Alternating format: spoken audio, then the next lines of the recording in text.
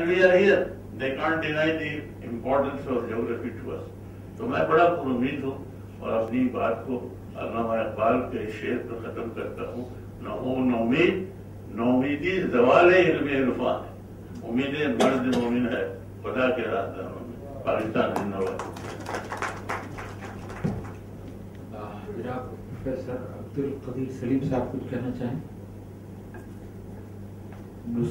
Doctor Abubakar شیخ صاحب cardiologist ہیں. I think we have been treated to a feast of ideas this morning, but it does seem as if there's a lot of confusion about the concepts which are driving the conflicts in today's world. There are many people who are afraid of conflict, not realizing that conflict is a natural state of affairs in humanity. And because of their lack of understanding of conflict, or perhaps lack of desire to understand conflict, because conflict is ridden with all sorts of uncertainties basically and insecurities. But let me point out that the insecurities that we feel within this society, within this country, regarding our political setup, regarding our economy and our religion, are actually also there in our opponents, what we leisurely call homogeneous West. They are entirely more insecure than we are.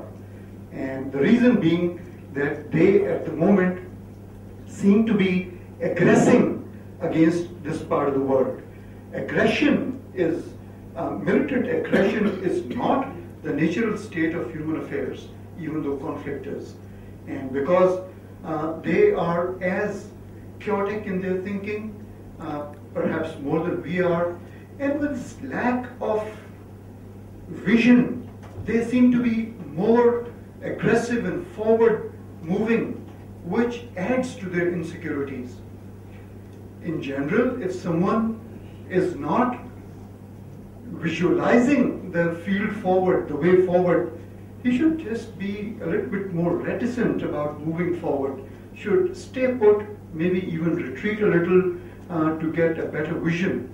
But it is a paradox of our times that neither are we willing to step back, neither are they willing to step back, and both the parties, Europe and the Middle East, particularly Pakistan, are trying to forge forward, move ahead, not totally visualizing what the future holds. So this adds to a global sense of insecurity, but let me add that many a time in politics it is not important what you see, what is important is how you feel. And the feel that I get, that we generally get in this part of the world, is that sure there is a conflict, but since we have little to lose, but since the world system is dominated by the West, they have more to lose than us, because if they are in the quagmire of Afghanistan after having been through the quagmire of Vietnam and Iraq, then we stand in a better state, not in a perfect state of our society, but in a better condition than they are. And to me, that is highly encouraging, and this is I'm highly optimistic about the end result, even though the result is not yet clear. Perhaps it has to do with the values of the West as well as the values of Islam, but then again, those values are yet to be better defined. میں doctor صاحب کو منظور صاحب کی جو doctor صاحب کے میں مبارکباد پیش کرتا ہوں ان کی صحت یابی پر. اور اب اس حوالے سے میں ایک بات کو یہاں پر سے دو جملوں میں بات کو ختم کرنا چاہتا ہوں کہ دنیا میں انسان کبھی نہیں بدلا. انسان کی اپنی جو فطرت ہے وہ ویسی کی ویسی ہے جیسے کہ شروع تھی. اس میں تھوڑی سی تبدیلیاں آئی ہیں, تھوڑا سا اس میں فائن ہوا ہے, لیکن بیسکس اس کے وہی رہے ہیں. دیکھیے جو اس وقت یورپ میں ہمارے ساتھ میں جو بات ہو رہی ہے اس میں کچھ تو ایسی ادارے ہیں جو ہمیں ایذا پہنچانا چاہتے ہیں، ہمیں ذہنی تکلیف اور کوفت میں مبتلا کرنا چاہتے ہیں، جو کرتے رہتے ہیں۔ دوسرا، امریکہ کا جو سسٹم ہے وہ ہیجمنی کا سسٹم ہے کہ وہ تمام دنیا پر اپنی بالادستی کو قائم کرنا چاہتا ہے، اس حوالے سے اس کے کوئی معاملات ہیں اور اس حوالے سے وہ اپنی دنیا پر سارے کام کرتا رہتا ہے۔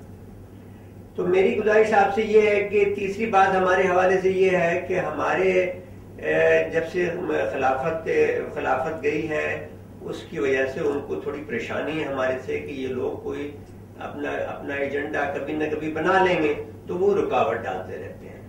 تو اس صورتحال کے اندر پاکستان میں جو ہمارے پاس ٹیلنٹ موجود ہے وہ کافی ہے بہت سے سوالات کا جواب دینے کے لیے، اور اس تیاری کے لیے جو طاقت کے حوالے سے بہت ضروری ہوتا ہے۔ سیاستدان جس طرح سے سوچتا ہے اس میں ہم جب اس وقت خلافت عثمانیہ تھی تو اس کا جو خلیفہ تھا وہ بھی اسی طرح سے بہیو کرتا تھا جس طرح سے اس وقت امریکہ بہیو کر رہا ہے بعض معاملات کے اندر۔ تو وہ میں یہ سمجھتا ہوں کہ یہ اس ایلیمنٹ کو جو ٹیلنٹ اس وقت جہاں پاکستان میں جمع ہے اس کو بکھیرنے کے لیے پاکستان کو مشکلات میں رکھا جاتا ہے، اس کا حل ڈھونڈنا چاہیے۔ بہت بہت شکریہ۔ شاید کراچی یونیورسٹی وہ کہنا چاہتے ہیں کچھ، مگر آپ کے پاس 3 منٹ سے زیادہ نہیں ہے۔ اور خالدہ غوث صاحبہ کے لیے عرض ہے کہ میں طالب علم ہوں اور آپ نے جو طلبہ کا مطالبہ کیا تھا وہ پورا ہو گیا ہے کہ میں ہمیشہ اپنے آپ کو طالب علم ہی سمجھتا رہا ہوں۔ آج بہت سارے مسائل رکھے گئے ہیں اور کچھ ایسی بھی بات سامنے آتی ہے کہ شاید ہم یہاں بیٹھ کر مسائل کو حل کر لیں، تو ذہن میں یہ بات رہنی چاہیے کہ جب تک انسان ہے اور جب تک قیامت نہیں ہو جاتی یہ مسائل رہیں گے۔ آپ امریکہ میں بھی مسائل رہتے ہیں، اور جب نبی اکرم صلی اللہ علیہ وسلم کا عہد مبارک تھا تو اس وقت بھی مسائل تھے۔ فیس بک اس وقت بھی تھی کہ لوگوں نے وہاں پہ کہا کہ رائی کے ساتھ ڈاکٹر منظور صاحب اور باقی حضرات جو عربی سے وابستہ ہیں وہ جانتے ہیں کہ رائنا کو جو ہے اے ہمارے چرواہے اور ہم پہ نظر کرم کیجئے۔ آپ دیکھیں گے کتنی بڑی گستاخی ہے وہاں پہ، لیکن اس کا جواب یہ نہیں دیا گیا کہ جناب جن لوگوں نے یہ گستاخی کی ہے ان کو جو قتل کر دیا جائے، ان پہ حملہ کر دیا جائے، ان کے خلاف جو ہے مظاہرہ کیا جائے، بلکہ یہ کہا گیا کہ قولوا انظرنا واسمعوا لعلکم ترحمون، کہ آپ غور سے سنا کریں اور آپ انظرنا کہا کریں۔ میرا کہنا یہ ہے کہ یہ جتنے مسائل ہیں وہ گلوبلائزیشن کے مسائل ہوں، وہ کلیش آف سویلائزیشن کے مسائل ہوں، وہ غزہ کے مسائل ہوں، فروڈن پلیٹینا کے مسائل ہوں، پاکستان کے مسائل ہوں، جیسا کہ بریگیڈیئر صاحب نے خاص طور پہ توجہ دلائی ہے کہ ہمیں پاکستان کے مسائل کے حوالے سے بات کرنی چاہیے۔ میں ان سب کے حوالے سے ایک بات کہوں گا۔ ایک مرتبہ ایک بدو نبی کریم صلی اللہ علیہ وسلم کی خدمت میں حاضر ہوا اور اس نے کہا کہ یا رسول اللہ آپ نے تو بہت ساری باتیں بتائی ہیں، آپ صرف ایک بات بتا دیجیے کہ جو اس کو میں پکڑ لوں اور پھر مجھے کسی سے پوچھنا نہ پڑے۔ تو آپ نے فرمایا قل آمنت باللہ ثم استقم۔ میں پاکستانی دانشوروں سے اور خاص طور پہ مسلمان دانشوروں سے، پاکستان کے مسلمان دانشوروں سے یہ کہنا چاہتا ہوں کہ بدقسمتی سے یعنی اس کو آپ ریئلائز کیجئے کبھی رات کی تاریکیوں میں دل پہ ہاتھ رکھ کے کہ جو سورج اور جو چمکتا دمکتا سورج محمد رسول اللہ صلی اللہ علیہ وسلم ہمارے پاس لے کر آئے ہیں، اصل میں ہم نے اس روشنی سے استفادہ نہیں کیا۔ یہ قرآن مجید جو ہمارے پاس ہے، اس قرآن مجید کی روشنی میں ہم اپنے قومی مسائل بھی حل کر سکتے ہیں، بین الاقوامی مسائل بھی حل کر سکتے ہیں، ٹیررزم کے مسائل بھی حل ہو سکتے ہیں، فیس بک کے مسائل بھی حل ہو سکتے ہیں۔ اسی لیے ظفر علی خان نے یہ بات کہی تھی کہ جو فلسفیوں سے حل نہ ہوا، جو نقطہ بڑوں سے کھل نہ سکا، وہ راز کملی والے نے بتلا دیا چند اشارے میں۔ تو قرآن کی روشنی میں ہمیں اپنے ملک میں وہ ادارے بنانے ہوں گے، خواہ وہ ملک کا سیاسی نظام ہو، معاشی نظام ہو، یہاں کا شورا کا نظام ہو، یہاں کی جمہوریت ہو، یہاں کے انتخابات ہوں، قرآن مجید ان سب کے لیے ہدایت دیتا ہے۔ میں وقت کی کمی کی وجہ سے اسی پہ اکتفا کر. مول صاحب آپ کے لیے صرف 2 منٹ پلیز. اچھا چلیے، اس لیے کہ کئی لوگ دلچسپی رکھتے ہیں.